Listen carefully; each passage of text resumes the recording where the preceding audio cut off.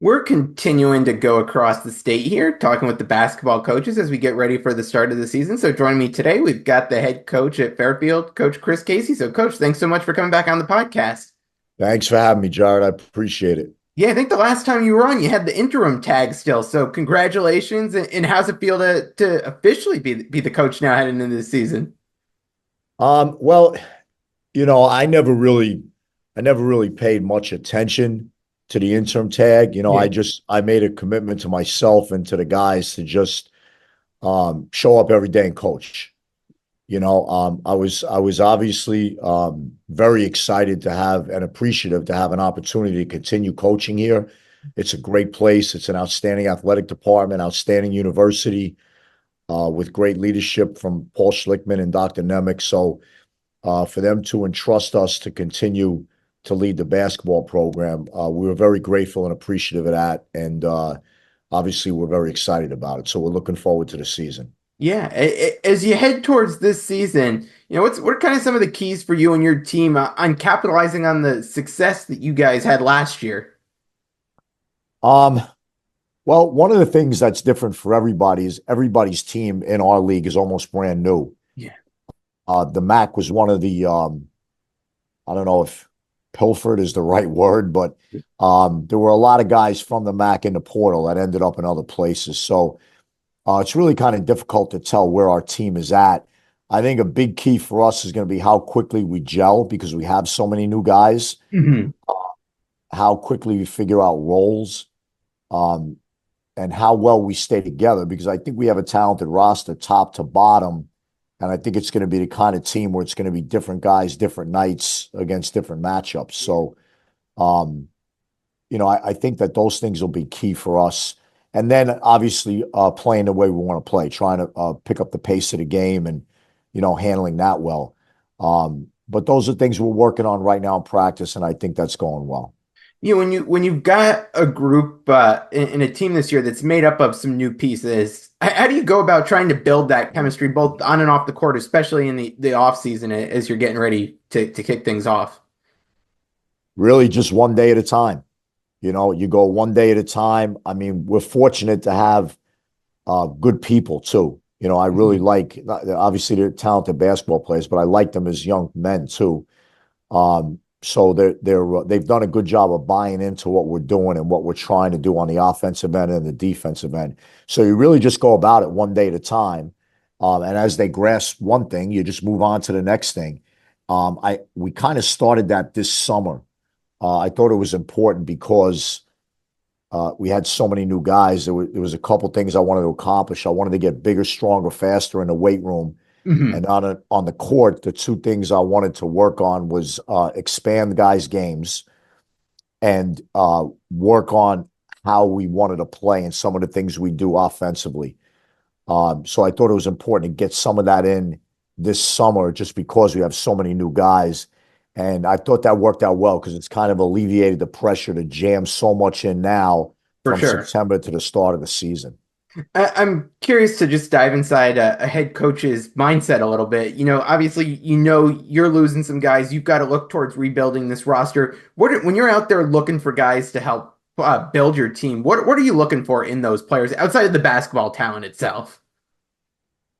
Well, the first thing we're looking at makeup, like what's the guy's makeup like, and we'll extensively make phone calls on that to high school coaches, to the coaches that are currently coaching, whether it's in college, junior college, prep school. We'll talk to AAU guys. Hmm. I think it's really important, and you're never going to be 100% on it. Yeah, Um, but you want to be right more than you're wrong, and that makeup part is very important to us because this is hard.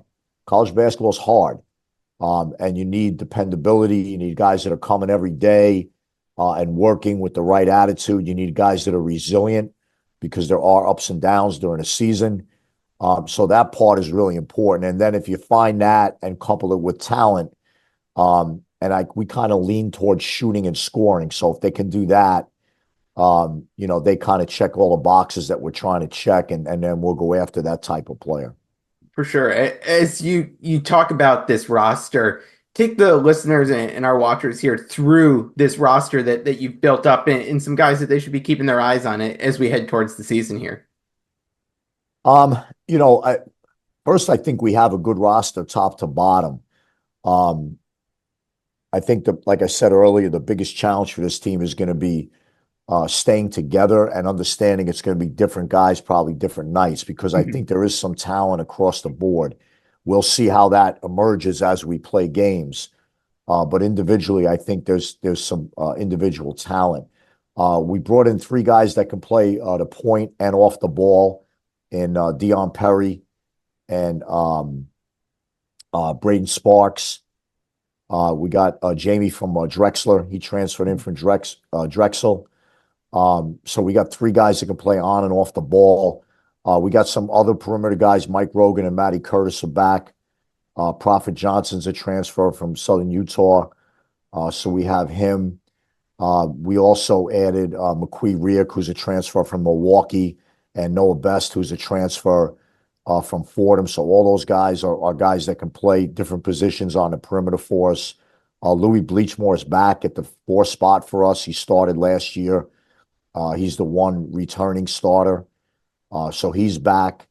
We added Kyle Jenkins, who's a transfer from Lafayette, to play that four spot. And then we got three guys playing in the five spot. Peyton Smith is back, who I thought was on his way to being an all rookie league guy, Mhm. um, until he hurt his ankle at Iona, and that kind of set him back a little bit.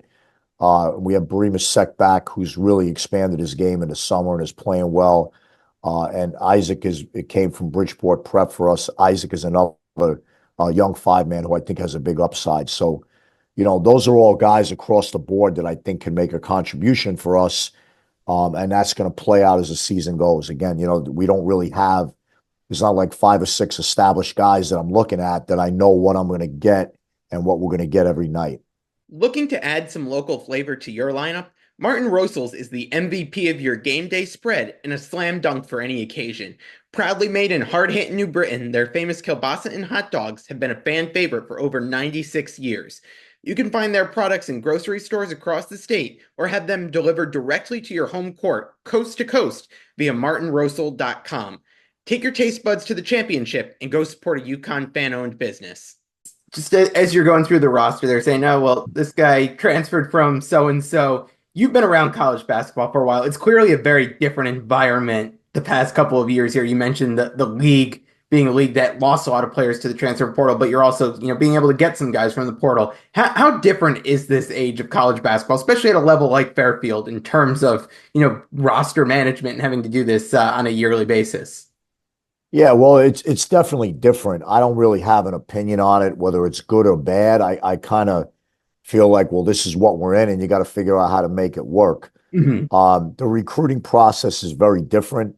It happens much faster now. Um, you don't really have a lot of situations where you're recruiting a guy from his sophomore year on, and you're establishing relationships with the family, and you're doing home visits and that kind of thing. That's kind of gone by the wayside. And you're certainly not going to look at your roster and say, well, we'll bring this guy in. He'll be a freshman. He's behind a junior. He'll have 2 years to develop. The junior will graduate. Then he'll be ready to go. I think really right now you're trying to make your team as good as it can be every year, Right, yeah. uh, with the expectation, the national average is a little over 5 players per game per team that go in the portal. So you're going to have a different team every year. So you can't really look at it. I mean, there's still some situations where you look at a development process, Hmm. um, but for a good part of it, you're really looking at, okay, how do we make our team as good as it can be this year, and then see who stays, who goes, and then do it all over again the next year. That's really what it comes down to. When you've got such a new group, what's the non-conference portion like for your team? Because this team is really getting together for the first time and getting to play some other teams outside of just, what you're able to do in practice and kind of do some inter squad stuff.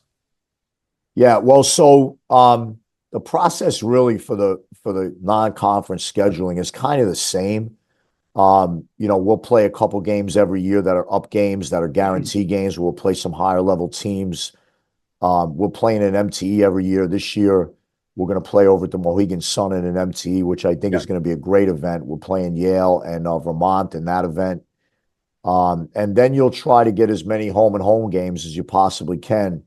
Um, Obviously, you want to get as many games in your place, in your arena as you can, but the way the contracts work, you have to return those. So you kind of have to figure out how to strike a balance where, you're not too much on the road one year or too much at home one year, because on the Yeah. other end of that, you're going to get the opposite. You'll be too much on the road or too much home the following year. So Yeah.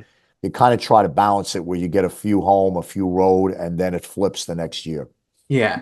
And I think when you look both between getting Yale in the non-conference and then what you've got in conference, you're playing, I think, everyone in Connecticut except for UConn, right? You gonna have all those Yeah, Connecticut well, teams? Quinnipiac's in the Yeah. league, with Secret Hearts in the Hard. league. Yeah. We're playing Yale in the event, and we're Yeah. playing Central in a home and home series. So, yeah, that's pretty much everybody. There we Pretty go. much everybody. Yeah. As a Connecticut sports podcast, we like seeing the Connecticut matchups there. So looking, There's some good teams. I mean, obviously, all the teams in Connecticut have been very good, and the yeah, coaching is very good. So, and they make sense. They're regional games. They're close.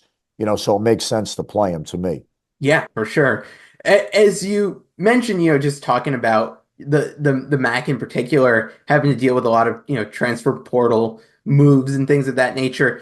What are kind of your early impressions on the league as you think about it heading into this year? Is it just kind of hard to judge at this point? Well, you just said it. It's hard to judge at this point. I don't know. One thing I do know, every year, no matter what, the league is extremely competitive. The bottom teams beat the top teams if you don't show up and play. Um, there's great coaching in the league. It's now even harder to get to the NCAA tournament out of the league. We've added two teams, so we have 13 teams, and we're still essentially a one bid league. So now it becomes even harder and more competitive. So it's a great league. I mean, if you're a college basketball fan, you should catch as many MAC games as you can, because there's really good players in the league. It's competitive. Teams get up and down. They score points. The games are always close. Doesn't matter who's playing. Yeah. So it really is a great league. As far as the teams in the league, I have no idea, John. I really don't. I don't really pay much attention to following, oh, they got this guy, they got this guy, this is the. I really kind of pay attention to our team, Hmm. and how we can make it as good as we can be, how we can get better day to day in practice. I really don't pay much attention to that. Yeah. But I do know the league is going to be very, very competitive this year.